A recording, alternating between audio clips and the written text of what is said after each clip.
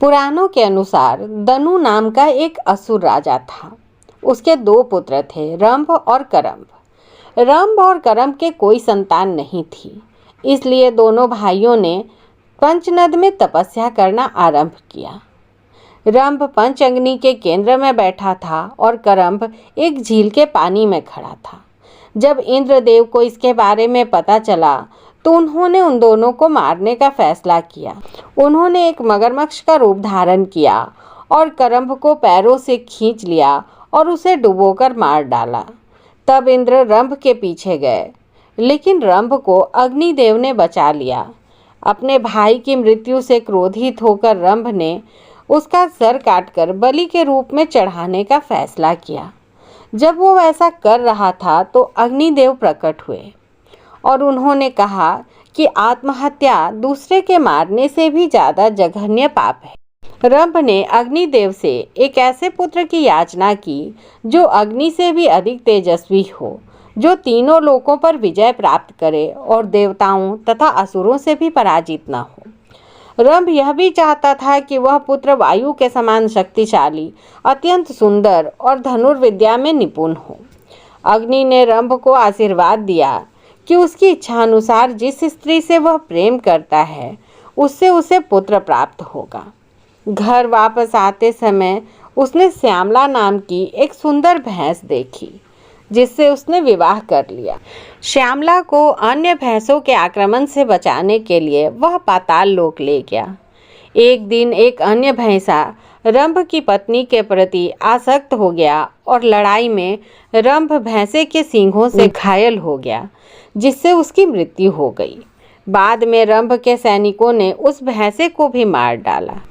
रंभ के मारे जाने से दुखी होकर श्यामला भैंस ने अग्नि में प्रवेश कर अपनी जान दे दी। उसी अग्नि में श्यामला के गर्भ से रक्तबीज का जन्म हुआ। रक्तबीज ने शिव से वरदान प्राप्त किया था कि यदि उसके शरीर से रक्त की एक बूंद भी युद्ध भूमि में गिरेगी तो उस रक्त से अनेक रक्तबीज उत्पन्न होंगे और शत्रुओं से युद्ध करेंगे। उनमें से प्रत्येक रक्तबीज बल, रूप और आयुध में एक दूसरे के समान होगा। देवी महात्म्य के 8वें अध्याय में दुर्गा द्वारा रक्तबीज के साथ युद्ध का वर्णन है, जो शुंभ और निशुंभ नामक असुरों के विरुद्ध उनके युद्ध का एक भाग है, जिन्होंने देवताओं को स्वर्ग से वंचित किया था। धूम्रलोचन, चंड और मुंड की मृत्यु के बाद शुंभ ने रक्तबीज को युद्ध के लिए भेजा। रक्तबीज घायल हो गया, लेकिन उसके रक्त की बूंदें जमीन पर गिरने से असंख्य रक्तबीज उत्पन्न हो गए और इसलिए दुर्गा और मातृकाओं ने उन्हें पराजित करने के लिए संघर्ष किया।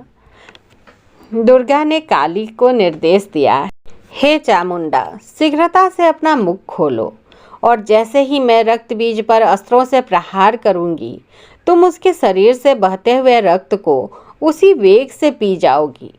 मैं तुरंत ही रक्त से निकले हुए उन दानवों को तीखे बाणों, गदाओं, तलवारों और मुसलों से मार डालूंगी और तब तुम अपनी इच्छानुसार उन सबको खा सकोगी और फिर इस क्षेत्र में अपनी इच्छानुसार विचरण कर सकोगी। हे विशाल नेत्रों वाली, तुम रक्त की सारी धाराओं को इस प्रकार पी जाओ कि उसकी एक बूंद भी बचकर पृथ्वी पर न गिरे। देवी भागवत पुराण के अनुसार जब असुर से निकले रक्त की प्रत्येक बूंद को काली ने पी लिया तो रक्तबीज का सिर दुर्गा और उसके फरसे ने काट डाला। लोक कथाओं के अनुसार रक्तबीज और उसकी अधिकांश सेना का वध करने के बाद देवी काली क्रोधित होकर सभी प्राणियों का संहार करने लगी, लेकिन समय रहते शिव ने उनके मार्ग में आकर उन्हें रोक दिया। उनके शरीर पर प्रहार करते ही काली कांप उठी और शर्मिंदा होकर अपनी जीभ बाहर निकाल ली। इस कृत्य को कई हिंदू चित्रों और प्रतिमाओं में दर्शाया गया है, लेकिन ऐसे संदर्भ में काली का सृजन नहीं हुआ था, बल्कि वे दुर्गा के माथे से उत्पन्न हुई थीं, क्योंकि वे सभी अलग अलग रूपों में एक ही देवी थीं।